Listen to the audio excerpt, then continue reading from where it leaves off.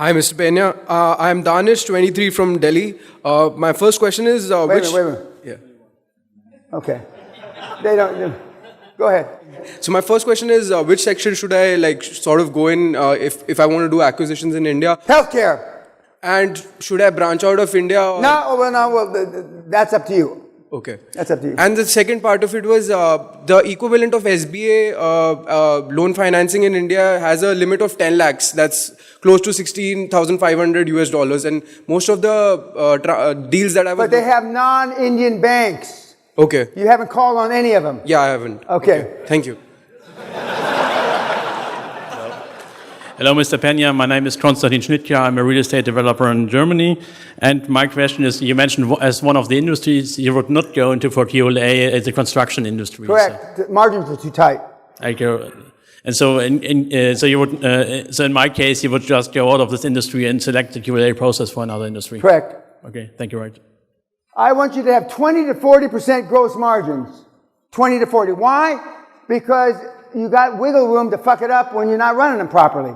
When you're down at 5 or 10% margins, that's gross margin, not net margin. I mean, you have no wiggle room. I mean, you have to be spot on. And I want you to succeed, even though you'll find a way to engage in self-sabotaging activity. You will. Because you have no role models that don't engage in self-sabotaging activity. May I ask an additional one? No. Okay. Next. Yeah, hi Dan, my name's Andre. I am 37 years old from London, England, and my background is software engineering, but over a year ago I kind of gave up my tech dreams to go into acquisitions. I did come close to a few in 2019, so my question is around the strategy. I was shown that I could potentially pay 50% on completion and then offer... You mean completion of the deal? Completion of the deal, okay. Yes, 50% up front, and then maybe the other 50% over 3, 4, 5 years. But paid out of cash flow. Problem is, I couldn't find those deals because obviously trying to service the debt and pay out the cash flow. Well, then you got to go next. The deals, not all deals are doable. The only time 100% of the deals are doable is when you have 100% seller finance. Everybody get that? 100%. But there's several problems with 100% seller finance exclusively. Number one, you can't take any money out of the deal and you're all starving to death. Number two, you can't pay the board. Because there's no deal to pay, because it's all seller finance. Number three, you can't pay your accountants and lawyers. But the accountants and lawyers and your board, who's not starving to death like you, will understand that you're going to make 1, 2, 3, or 4 deals, 100% seller finance, and then it's not a real refinance, but in your eyes, refinance the whole deal in commercial debt and pull out a bunch of money. So my question was around the strategy. Are you saying that strategy is okay? You need a strategy like you need AIDS. Don't worry about strategy. Lou Gessner, who turned him on IBM 25 years ago, was interviewed, and they were asking him about the new strategy at IBM. He said, the last fucking thing I need is a strategy. You guys got strategy, but got no fucking money. How's your strategic plan work for you, you fucking morons? You don't need a strategy.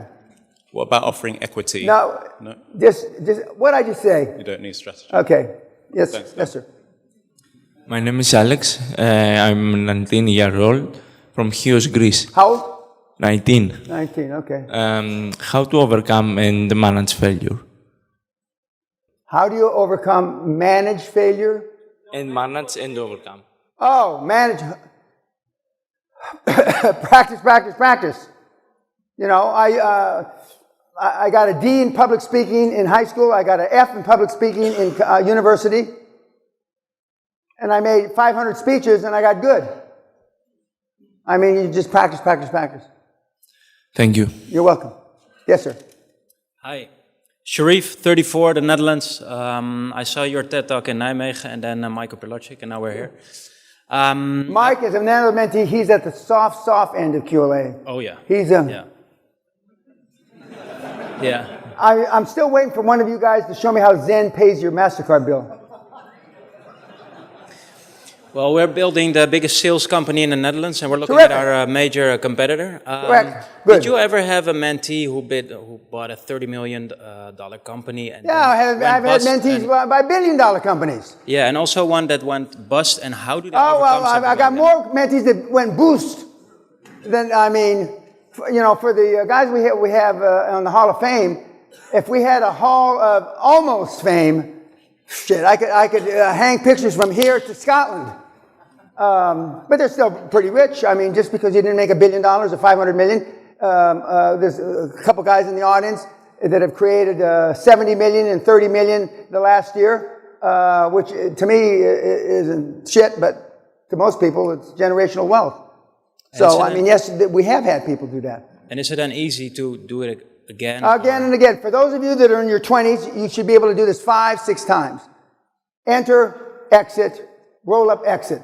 Enter, roll up, exit. 5 times. For those of you in your 40s, you ought to be able to do it 2 or 3 times. For those of you that are old gits, maybe you got one last hurrah. You know, one last rip at the belly of China, as they used to say. They don't say that anymore, but yeah, you ought to be able to do it several times. Thank you. Yes, sir. Hello, Mr. Benya. Thank you for everything you've done for me already. Not that I made millions or Okay, anything, but just, still. your Okay, question. the question, how do you overcome like being a pleaser?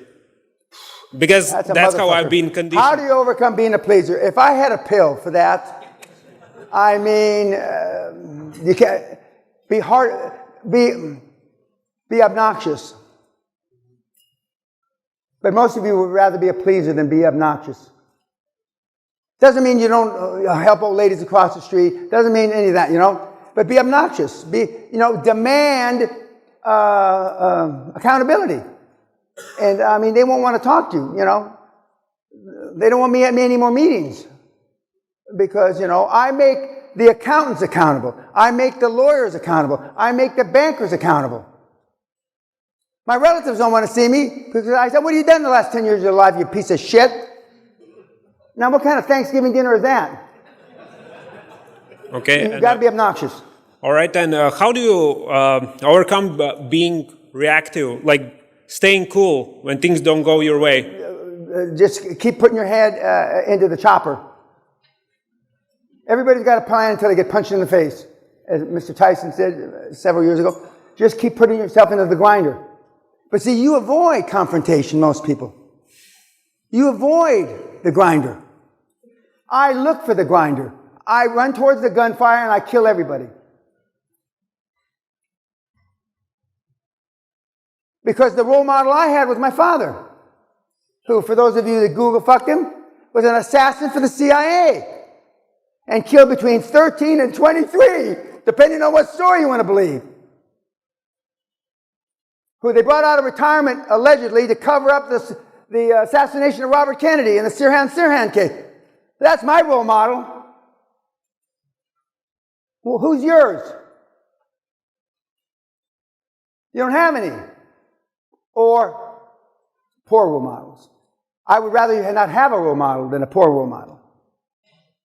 My father didn't have a dad. His dad died 3 months before he was born. Now, the story of the cousin says, your father killed our grandfather from the womb. That's a family joke, And I said, no, I don't. My father didn't think that was so fucking funny, but anyway. Thank you very much. Yes, sir. Hello, Dan Pena, Mohammed Sabsabi. I was born in Syria and currently reside in Canada. I listened to your material online. I believe that most of the questions nowadays are all answered online. So thank you very much for offering your material for free. This man maybe he can read. Go ahead. Thank you. I turned down my construction business and closed the door, as you have mentioned, and everything is going very well. I just want to ask a question. What are the major events you're involved in the next year, and what do you want to do before you die? Thank you very much. Well, before I die, I plan on living to 120 minimum. I have great genes. Men in my family live until their 90s, but we've had none 100. And unless you get run down by a car or caught in another man's bed with his wife and shot, I got great genes. But Before I die, I have, other than, I've already changed the world with QLA. I didn't plan on being the greatest of all time 26 and a half years ago. But I didn't realize how poor the competition was. I mean, they're just all full of shit. And so I'm going to increase online. You know, in this room, we've got at least 1 or 2 potential billionaires. I'd like to say all of you, but that'd be a lie. Because I know you're not going to do this shit. Or you're going to do it poorly, or you're not going to follow the steps. You're going to find a way. We already had 2 or 3 guys want to go from the first step to the 5th step. And I'm here to tell you the probabilities of that happening and being successful are pretty fucking remote.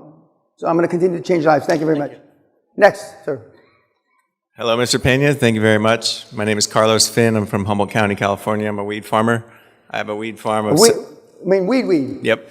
It's a legal business in California I know. and all over the U.S. So my question is, do I need to sell my farm and buy some companies because I don't want to be a weed farmer for the rest of my life? You're in the right state for being in the weed business. But no, healthcare, you'll make infinitely more money. And I'm not talking about the recent crash in weed and all that stuff that's happened in the last Well, it's 2 actually, months. it's pretty good right now. Yeah, but I mean, healthcare, I tell everybody, healthcare. I tell everybody assisted living. So you say sell and get out? Yeah, turn the key, smoke a few joints first, and then turn the key. Obviously. Then they're done. By the way, I had my first marijuana cookie, 6 or 8 months ago. We were in Holland visiting Vinica. And I'm eating the cookie, and I said, it doesn't do anything, but we went out to dinner. Fuck, the food really tastes terrific. I said, give me some more bread and butter. And I mean, I couldn't believe it. Yeah. Yep. Okay, so I will. And then I almost bought a cookie on the plane back home, and Sally says, where'd you do that cookie? It's in my briefcase. Oh, no, Dan, you got to get rid of it. You can't take it on the plane. So anyway, we left it for the maids. Okay, well, then I'll obviously sell and enter. Yeah, okay. Thank you. Very good. Good luck. Yes, sir. Hi, Dan. My name is Tariq Ali. I'm 30 years old from Australia. I work for Boeing. By the way, our new poster child from Adelaide. Now, for those of you from Australia, you know that's the asshole of the world, Adelaide. He's built up $5 million in EBITDA in the last 20 months. From scratch. So you give it a multiple. 10, 50 million. 15, 20. You put the multiple on it. He's rolling up radiology practices. From scratch, in the middle of nowhere. Okay, continue. I'm an aerospace engineer with Boeing in Australia, and it's something I've aspired to for a while. So the biggest obstacle for me would be to leave my profession. The question is, do you think it's possible to build up enough momentum while working in a 9-to-5 before Most of the kids, this is a question for all of you, an answer. Most of the kids keep their jobs. Josh had a 60-hour-a-week job, and he worked 60 hours a week on QLA as a teenager, making his first millions. Most keep the job until they make their first deal, assuming that first deal is cash flowing like I'm teaching you. I tell students, if you're in the first year of university, drop out. If you're in the second year of a 3-year program, finish. And the same thing, if you're in the first year of medical school, drop out. I mean, but you can work and do this. But you've got to understand, no family life. 0. I mean 0, guys and gals. And for the guys who will appreciate what I'm about to show you, don't touch me when you get in bed next to your wife or whoever. Don't touch me. That's 2 or 3 years and don't touch me. So don't bullshit yourself. You know, get an apartment away from the family, or a little shack or someplace, because default's a bitch. Yeah, my answer is yes. Thank you very much. We're going to break for lunch. 2 observations from the Q&A, and you're going to see a slide on this. There are indeed stupid questions. And 90% at least of the stuff you're worried about is never going to happen. Never going to happen. Just a general comment. Josh Kim, in his exit interview, which is also online, he said 95% of the things I worried about the first 4 years never happened. 95%. And if you're an accountant, an engineer, a doctor, a lawyer and have multiple degrees, you've learned your fact pattern is sequential learning. QLA is anything but sequential learning. Because you have to, even though there's only 7 steps, they're big motherfuckers. And you can't jump a chasm in 2 leaps. Because you're having to go, you don't have to do anything, kids. But if you choose to follow this, you're going against everything you've been taught since you were in the 2nd trimester in your mom's tummy. Okay, so we're going to have Q&A later, so I'm done. Yeah, later. 1:15, be back, and then we'll start. Thank you. That's great about ethics.